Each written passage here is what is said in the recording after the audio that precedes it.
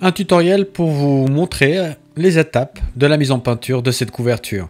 On va y découvrir comment y placer les couleurs de base au pinceau dans ce premier épisode avec les techniques et les couleurs utilisées avant d'attaquer les ombres et les lumières. Bienvenue sur ma chaîne YouTube SZ Miniature, une chaîne dédiée au montage et à la mise en peinture de figurines historiques.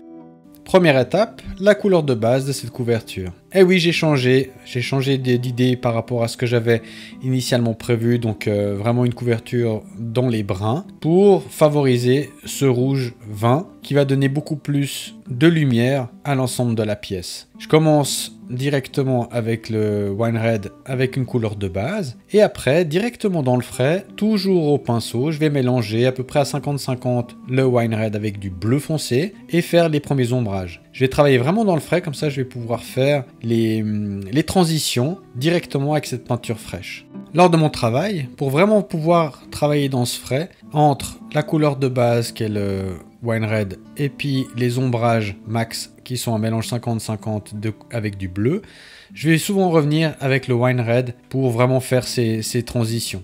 Par la suite, je vais commencer une première phase d'éclaircie, vraiment sur les zones à éclaircir, les parties supérieures des plis. Pour ça, je vais prendre du rouge et toujours en travaillant sur le frais. Donc voilà, c'est un exercice avec trois couleurs. La couleur de base, la couleur des ombrages avec la couleur de base mélangée avec du bleu et sur les éclaircies avec du rouge. Et tout ça dans le frais pour vraiment travailler les transitions.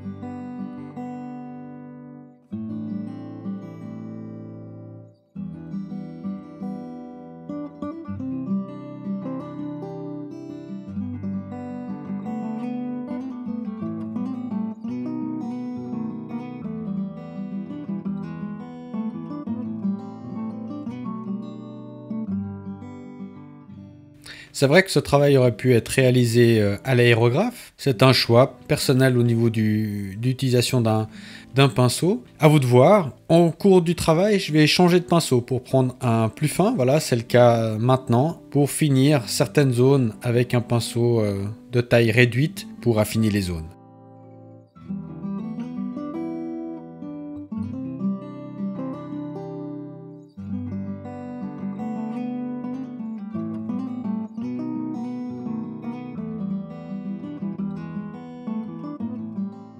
La base est posée, on va prendre du noir foncé avec une base très grossière et on va commencer à faire l'intérieur des broderies. Donc on va suivre les croix qu'il a tout autour de sa couverture. On va en faire une qui va nous servir de modèle pour la suite de la mise en peinture. On poursuit avec du Canary Green, toujours, et ça toujours au niveau de la croix de la broderie, la deuxième croix avec un super pinceau, un fin, pour lequel on a besoin maintenant d'une certaine précision.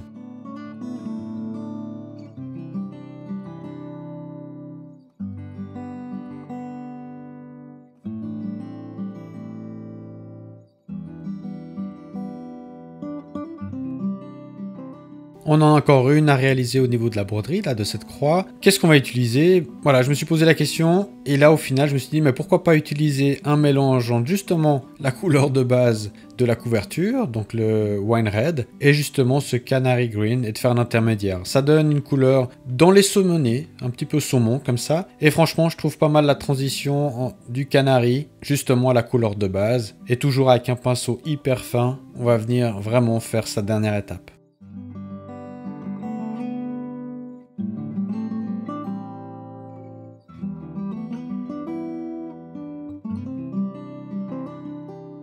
Pour ces deux couleurs en tout cas, donc la partie canari et puis la partie extérieure, il va falloir un certain nombre de couches pour avoir un résultat bien prononcé et propre au niveau de notre modèle.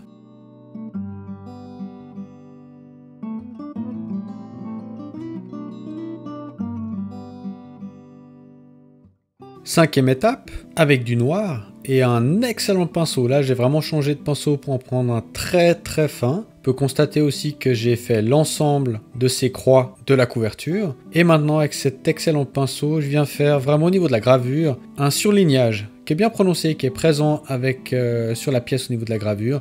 Et je viens vraiment séparer ces deux teintes, le canari et ce rose à peu près, saumoné que j'ai réalisé, plutôt saumoné que rose.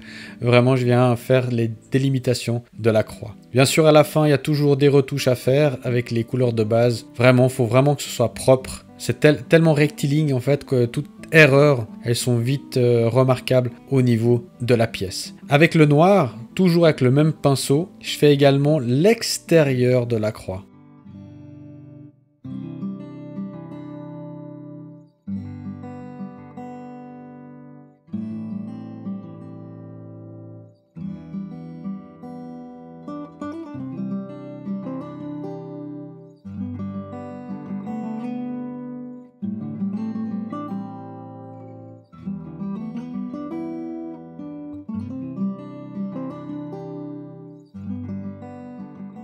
Comme toujours dans le travail, des imprécisions, un petit tremblement sur la main, donc toujours le même principe, on vient corriger les éventuelles erreurs.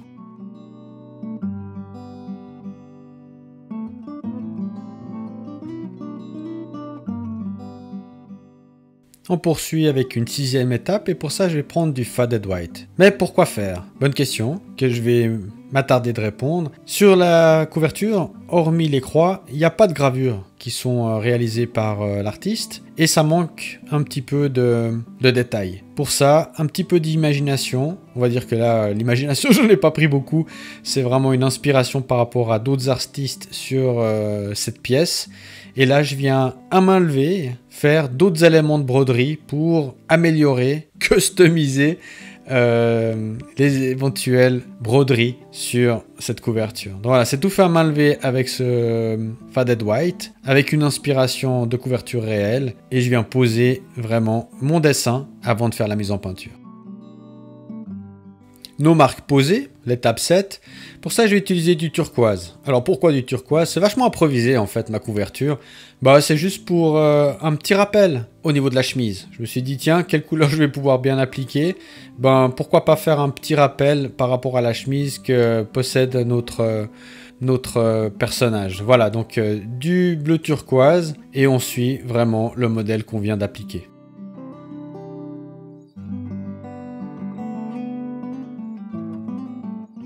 Toujours dans l'improvisation, c'est ce qui m'a beaucoup plu sur cette couverture.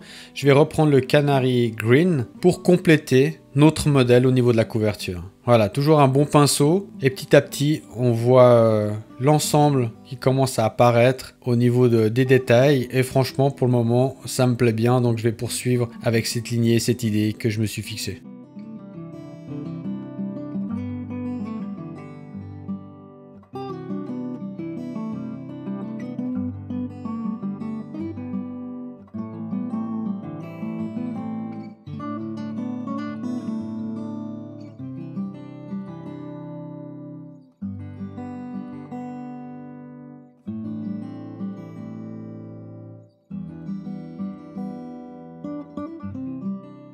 On poursuit avec l'étape 9. Là, je vous montre juste avec justement cette couleur quelque peu saumon, toujours avec le mélange de notre couleur canari avec la couleur de base qui était ce red wine. Mais en fait, les croix, j'en avais fait qu'une seule, vraiment bout à bout, hein, vraiment avec les couleurs bien propres, bien peintes, avec l'ensemble des détails. Bah là, cette étape, elle consiste à tout reprendre pour que la couleur et la teinte de ces différentes croix soient vraiment très très propres. Ça va prendre un certain temps, il y aura beaucoup de retouches, vraiment de la précision pour vraiment faire au mieux l'ensemble des motifs.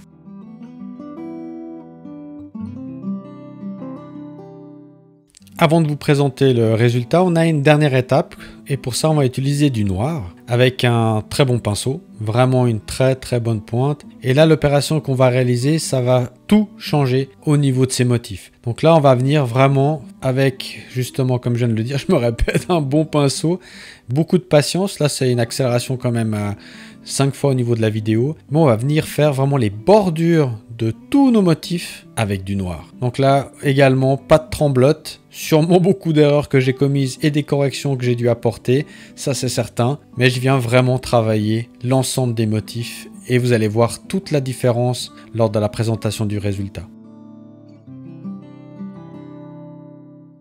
Voilà, on arrive au terme de cette première partie pour mettre en peinture cette couverture. Voici le résultat. Donc une peinture avec une certaine précision, avec une certaine finition. Au niveau de la créativité, je vous laisse le choix de compléter les gravures de base de l'artiste. Moi j'ai fait quelque chose de simple, je me suis vraiment inspiré de 2-3 petites choses que j'ai vues avec le rappel du bleu par rapport à sa chemise. Et le second tuto, maintenant il va falloir travailler des éclaircies, des ombrages et sur la couverture, donner de la texture. Donc je vous retrouve pour l'étape 2 de cette mise en peinture très prochainement. Merci d'avoir visionné cette vidéo jusqu'au bout. Si ça vous a plu, merci de partager et de placer un petit pouce vers le haut, ça fait toujours plaisir. Dans le cas contraire, un petit commentaire constructif, c'est toujours utile. Si vous avez des questions, n'hésitez pas, j'y répondrai très volontiers. Abonnez-vous pour obtenir une notification dès l'arrivée de mes prochaines vidéos. Jusque là, portez-vous bien, à vos pinceaux, ciao!